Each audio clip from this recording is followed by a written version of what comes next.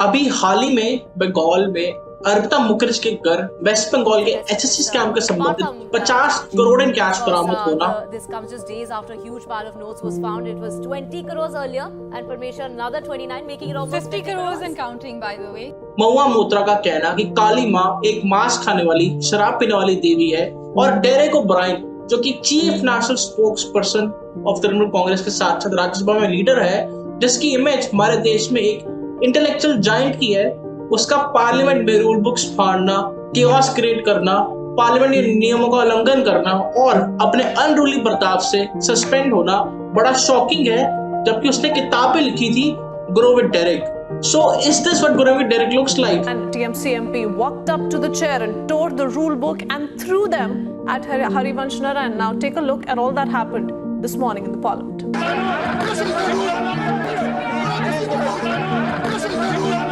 जबकि the party so called intellectual leader सिर्फ नैतिकता और उसूलों के खिलाफ जाने वाला है, और ये स्कैंडल्स, क्राइम्स, करप्शन और वायलेंस इन द स्टेट अब कुछ नई बातें नहीं रही in the present TMC government rule. आए दिन बंगाल में ऐसी घटना घटती रहती है जो कि for the rest of the nation become shocking revelations, but Bengal के लोगों के लिए ये घटनाएं उनकी जिंदगी का आम हिस्सा बन चुकी है। आज मैं बात करूंगा ममता बनर्जी और उसकी टीएमसी गवर्नमेंट के बारे में कि कैसे Mamata Banerjee as chief minister of Bengal और उसकी पार्टी के गुंडों ने बंगाल में तहलका मचा कर रख दिया है। अगर बंगाल के लोगों को external help in the means of national intervention या प्रेजेंस रूल नहीं मिली तो कैसे बंगाल जो ऑलरेडी तबाही के रास्ते पे जा रहा है बस एक कन्फ्लिक्टेड और डिस्टर्ब जोन बन के रह जाएगा, just like Jammu and Kashmir. Bengal की न्यूली इलेक्टेड असेंबली में 142 MLA against criminal cases registered है, जिसमें से 113 एमएलए अगेंस्ट सीरियस चार्जेस है, which include murder, attempt to murder, kidnapping, crimes against women and more. Basically अगर टोटल करके देखा जाए तो 50% ऑफ TMC government is made up of criminals. National crime records bureau की रिपोर्ट के अकॉर्डिंग भी बंगाल में highest percentage of women and child trafficking cases होते हैं। आज हमारे भारत देश में 4 लाख एस्टिमेटेड बेगर्स है, जिसमें से 1 लाख बेगर्स यानी 25% ऑफ बेगर्स सिर्फ बंगाल में पाए जाते हैं। बंगाल के 9 डिस्ट्रिक्ट की पॉपुलेशन पॉवर्टी लाइन के नीचे रहती है और हाई पॉवर्टी जोन सारे बंगाल के डिस्ट्रिक्ट्स में देखने को मिलते हैं। लो अर्बनाइजेशन, वीक इंफ्रास्ट्रक्चर और हाई इलिटरेसी रेट के कारण स्टेट की ग्रोथ हुई ही नहीं, जिस कारण आज बंगाल की 75% ऑफ पॉपुलेशन सिर्फ गांव में रहती है, क्योंकि job growth, human development index, per capita income के अगर मैट्रिक्स को उठा के देखें तो बंगाल आज देश के सभी राज्यों में सबसे पिछले 28वें नंबर पे आता है। इलेक्शंस के दौरान होने वाली पॉलिटिकल वायलेंस ने आज बंगाल को डेवलपमेंट की रोड पे 50 साल पीछे कर दिया है, और ये सारे प्रेजेंट फेलियर्स के लिए मोस्टली रिस्पॉन्सिबल है टीएमसी पार्टी और ममता बनर्जी का अंधाधुंध गुंडा राज। आयरॉनिकली ममता बनर्जी ने 2006 में एक किताब लिखी थी नेम स्लॉटर ऑफ डेमोक्रेसी, जिसमें उसने 2001 के भारत और बंगाल का पॉलिटिकल सिनेरियो के बारे में लिखा था। But since coming to power in Bengal since 2011 she has been herself recklessly destroying democracy in Bengal for the past 11 years. Mamata Banerjee जब पावर में आई थी तब बंगाल स्टेट के ऊपर डेब्ट बर्डन ₹2 लाख करोड़ का था, जबकि आज बढ़ के वो 3.60 लाख करोड़ का हो गया है, with no development having taken place in the state whatsoever. आज बंगाल में कोई लॉ एंड ऑर्डर नहीं है और 300 से ज्यादा incidents of communal riots and violence हो चुके हैं, जिसमें से hundreds have died and many more have been injured. और ये सारे इंसिडेंट्स ममता बनर्जी के रूल में आने के बाद से होना शुरू हुए हैं।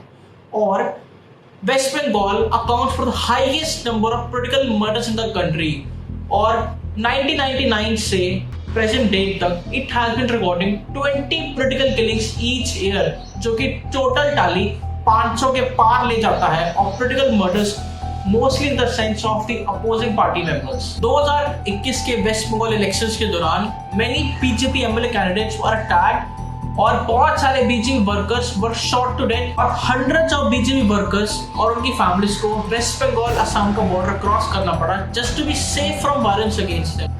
टीएमसी के गुंडों ने हजारों लोगों को टॉर्चर किया ड्यूरिंग द इलेक्शंस, जिन्होंने टीएमसी पार्टी को वोट नहीं दिया, और यहाँ तक कि औरतों बच्चों को भी नहीं छोड़ा गया उनके अगेंस्ट वायलेंस और क्राइम्स कमिट करने में। Now just to quote some instances, many women and children were raped during these elections. A 60-year-old woman and her daughter-in-law were raped and assaulted by the TMC goons just because they voted for BJP. ऐसी कई घटनाएं देखने को मिली जब TMC के हथियारबंद गुंडों ने वोटिंग बूथ्स का घेराव करते हुए मिले, ready to fire the voters if they vote against TMC. TMC के गुंडों ने लिटरली बंगाल के हर एक डिस्ट्रिक्ट और विलेजेस में जाके गोली मारने का थ्रेट दिया to those people who specially vote against TMC.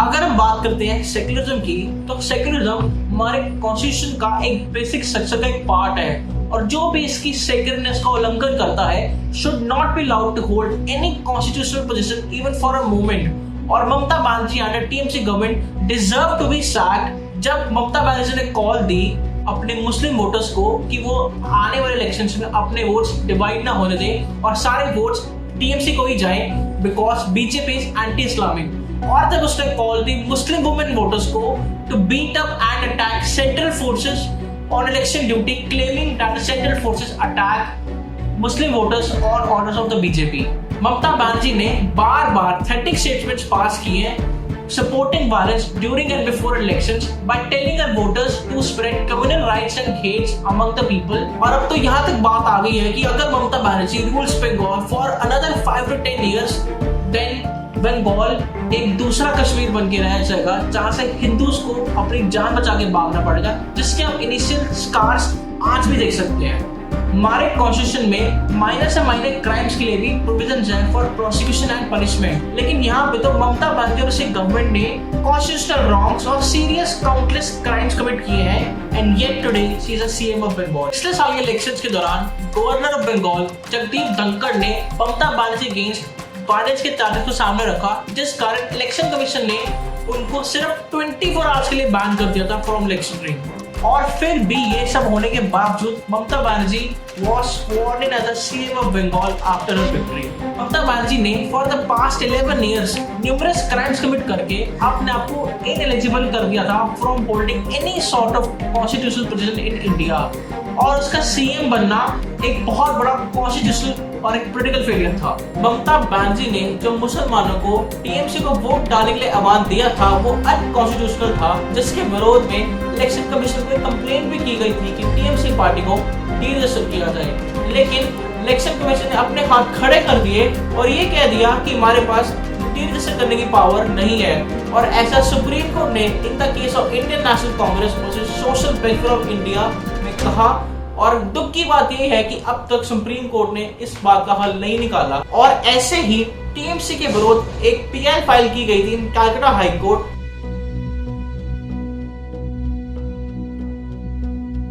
लेकिन हाई कोर्ट के चीफ जस्टिस ने भी कुछ नहीं किया और आरटीआई के रिप्लाई में यह सूचित किया कि that his lordship has been placed to pass no order on it.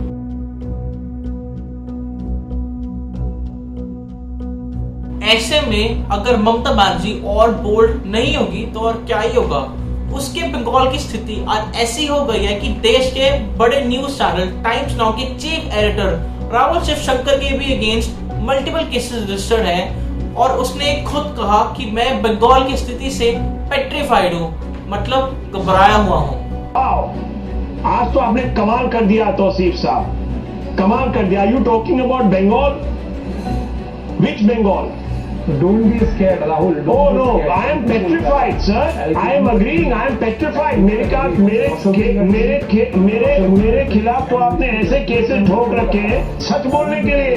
मैं तो डरता हूँ जो लोग बेचारे झूठ बोल रहे हैं उनका क्या होगा। ममता बनर्जी सीएए और एनआरसी का विरोध इसलिए कर रही है क्योंकि टीएमसी पार्टी द्वारा जो बांग्लादेशी बंगाल में आकर बस रहे हैं वो बस टीएमसी पार्टी को वोट डालते रहे और वो जीतती रहे। अब ऐसे में आप खुद ही फैसला लें कि क्या कल का बंगाल एक कश्मीर का रूप धारण करने नहीं जा रहा। इसलिए Mamata Banerjee and TMC government को इमीडिएटली डिसमिस कर देना चाहिए और गवर्नमेंट के ऊपर एक फुल फ्लेश इन्वेस्टिगेशन होनी चाहिए, और state of West Bengal should come under the president's rule. Perhaps Draupadi Murmu can run the state of West Bengal quite efficiently and fairly. For our political system to thrive for the better, our country's politicians need to realize that politics for a political party or for politicians should be a pilgrimage for self-realization by surrendering oneself selflessly for the suffering humanity. अगर ये video आपको अच्छी लगी हो तो इसे ज्यादा से ज्यादा शेयर कीजिए ताकि ज्यादा से ज्यादा लोग समझें कि इस वक्त बंगाल में हो क्या रहा है और खुद देखेंगे कैसे क्रिमिनल्स ने हमारी पॉलिटिक्स को कैप्चर करके रखा है। और अगर लोग कलेक्टिवली एंड fearlessly आगे बढ़कर हमारे पॉलिटिकल सिस्टम्स को चैलेंज ना करें तो कैसे we will all go down under the darkness। इस वीडियो को एंड तक देखने के लिए धन्यवाद। Until next video from Jack Theory, take care।